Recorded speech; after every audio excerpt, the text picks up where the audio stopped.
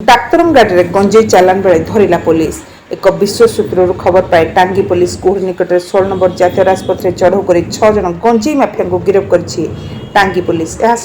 32 KG गंजेई bullet सह गोटे दामी कार और मोबाइल फोन जबत कर टांगी पुलिस। एने खोर्धा जिला टांगी थाना परिसर एक प्रेस मीट सूचना देते टांगी थाना आईआईसी रवींद्र भुजबल। निराकापुर बालुकिशोर मोबाइल टीवी।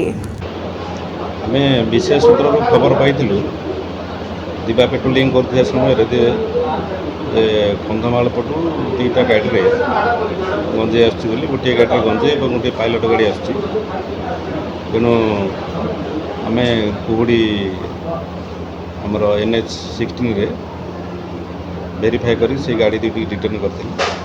से दुईटी बस्ता गंजे भर्ती थी देखिलु। 6 जन कंधमाल अंचल बालीगुड़ा थाना एरिया से रिटर्न करथिलु।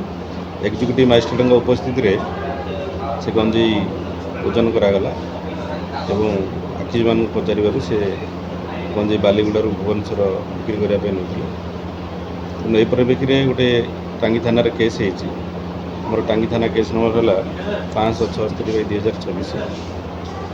टोटाल गंजेई 32 केजी 5 जबत कर 2 गोटी गाड़ी गोटे कार और गोटे बोलेरो 6 गोटी मोबाइल फोन 6 जन व्यक्ति गिरफ होती।